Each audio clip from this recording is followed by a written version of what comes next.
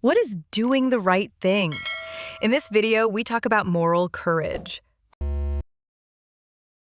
You have the look of a man trying to solve an impossible equation in his head. It's a look I've seen on you before, but this time it seems heavier. An impossible equation. That's a remarkably accurate description. I'm caught in a logic loop, and every potential solution I model seems to lead to a catastrophic failure state. It's a professional problem, but it's bleeding into everything else. I feel ethically compromised just by thinking about it. That sounds significant. What's the equation you're trying to solve? I'm the lead data analyst on a new educational app our company's launching. It's designed to help children learn math. On the surface, and in all our marketing materials, it's a wonderful, progressive product. The company espouses values of ethical design and positive engagement. On the surface. Exactly. My job is to optimize user engagement. I analyze the data to see what keeps kids on the app longer. This week, I had a breakthrough. I built a predictive model that identified the most effective engagement loops. The problem is, the data is unequivocal. The techniques that work best are functionally identical to those used in gambling and social media addiction models. We're talking about variable reward schedules, gamification that triggers dopamine hits, even algorithms that identify when a child's attention is waning and present them with a power-up or a streak bonus to pull them back in. So you've discovered that the most effective way to educate is to employ techniques designed for addiction. It's insidious. We're not just teaching math, we're training the brain's reward pathways. I presented my findings to my director, expecting her to be horrified. Instead, she was thrilled.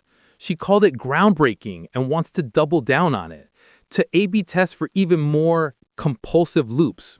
She used that exact word, compulsive.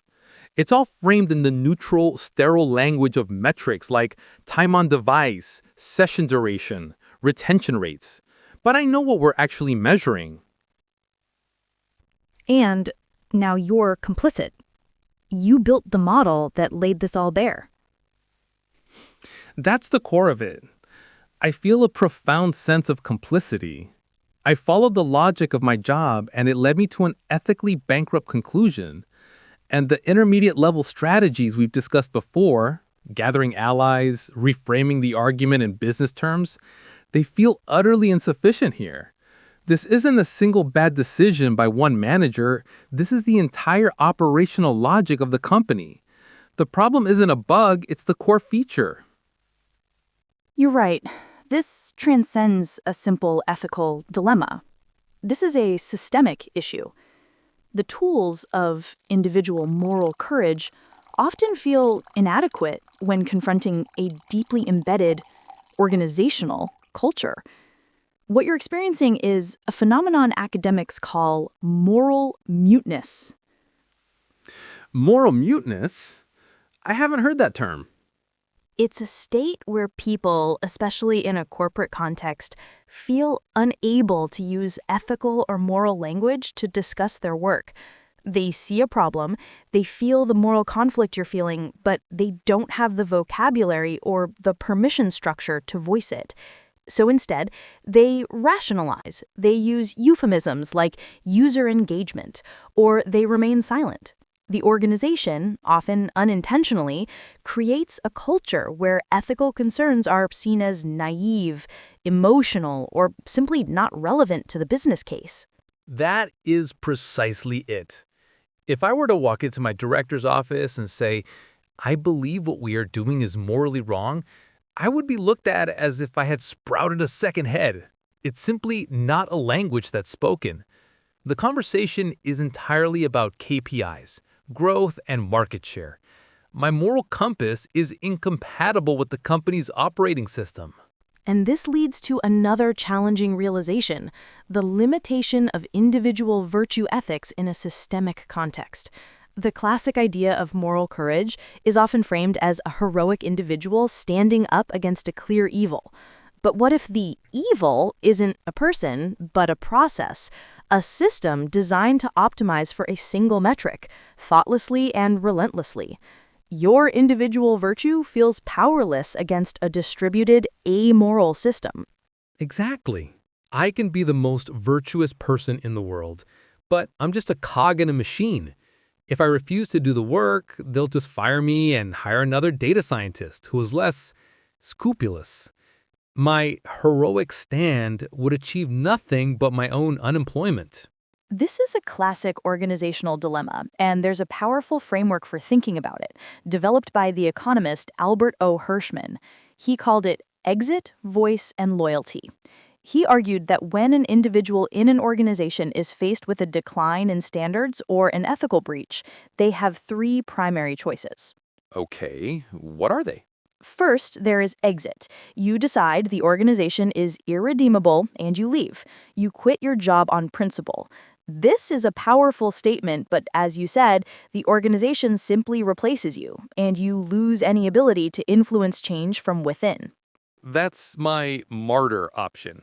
Clean hands, but no impact. Continuing, second, there is loyalty. You decide to stay and accept the new reality. You suppress your misgivings, rationalize the decision, and conform. This is the path of moral muteness. It preserves your job, but at a significant cost to your integrity. That moral residue we've talked about. That's the path of complicity. The one I'm on right now. And finally, there is voice. Voice is the attempt to repair or reform the situation from within. It is the act of speaking up, of arguing, of mobilizing, of trying to change the organization's course. It is the most difficult, riskiest, and often the most courageous option. Exit, voice, and loyalty. It's a clean, powerful dichotomy. My entire struggle is the battle between those three choices. My fear pushes me toward loyalty. My despair pushes me toward exit. And my conscience is demanding I find a way to exercise voice. But how? How do you use your voice when no one is speaking your language? That's the advanced question. Effective voice in a complex system isn't just about speaking truth to power. It's about becoming a skilled translator and a moral innovator. It requires moving beyond simple reframing and into the realm of principled negotiation. Principled negotiation? How does that apply here? I'm not negotiating a contract. You are. You're negotiating the soul of the project. The core principle from negotiation theory is to focus on interests, not positions. Your director's position is, we must implement this addictive algorithm. But what is her underlying interest? Her interest is the success of the project, the growth of the company, and her own career advancement. Your position is, this algorithm is wrong, but your underlying interest is also the long-term success of the company, built on a foundation of trust and a genuinely positive product. You actually share a common interest, long-term success. So I need to show her that her chosen position is actually a threat to her own underlying interest. Exactly. This is where you can leverage your unique skills. But it requires something more than just a risk assessment memo. It requires what some philosophers call the moral imagination. The moral imagination? It sounds poetic. What does it mean in practice? It's the ability to envision and articulate possibilities that don't yet exist. It's a creative capacity. Instead of just saying no to the addictive algorithm, you must use your imagination and your skills as a data scientist to design and propose an alternative, an ethical algorithm, one that still drives engagement, but through genuine curiosity, mastery, and delight, not through compulsive loops. Your task isn't just to be a critic, it's to be an innovator. So I could build a prototype, a model for an ethically engaging system. I could use the data to show that while the short-term time on the device might be slightly lower, the long-term learning outcomes and user satisfaction scores would be higher, leading to better reviews and more organic growth. I could build a business case for a better way. Now you are using voice as a creative, constructive force, not just a prohibitive one. You are translating your moral concerns into a tangible, data-driven, innovative business proposal. It's a far more powerful approach. But you have to be prepared for the reality of the system you're in. What reality is that?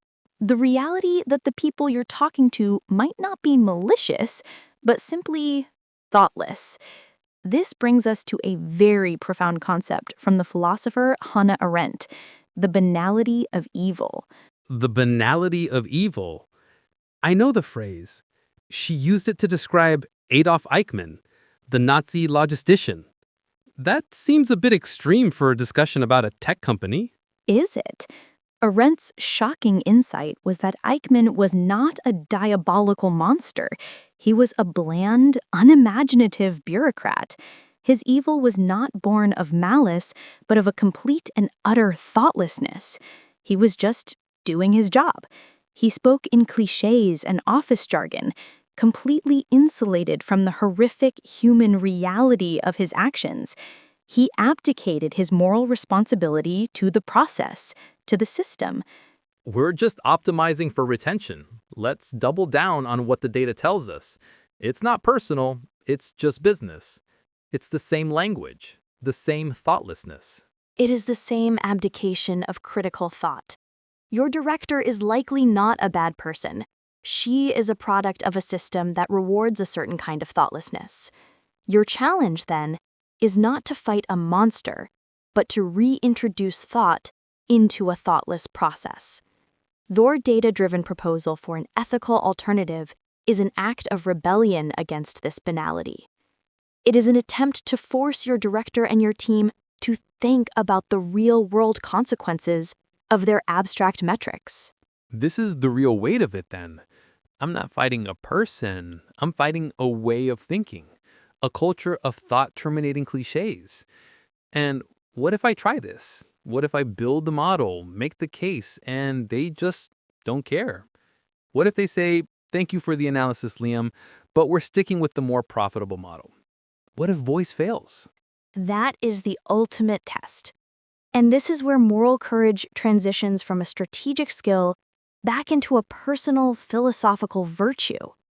The goal of exercising voice is not necessarily to win.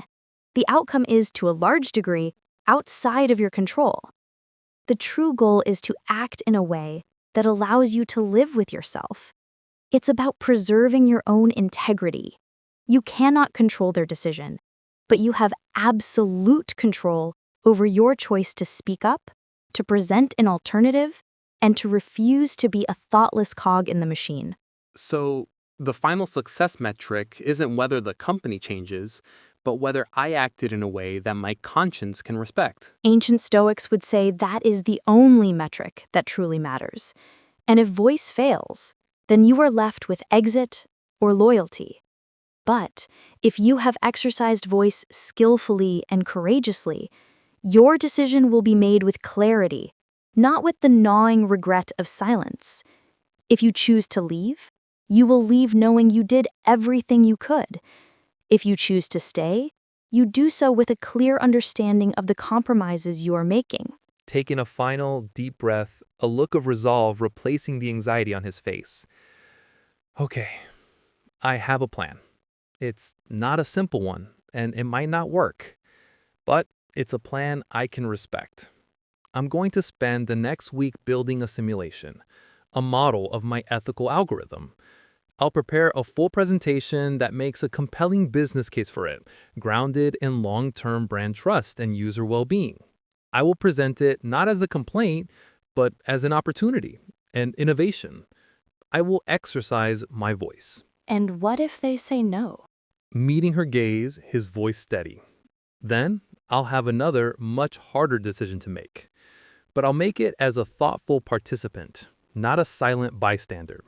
And that, I'm beginning to understand, is where the real courage lies. Thank you for watching. If you have any questions, just leave a comment.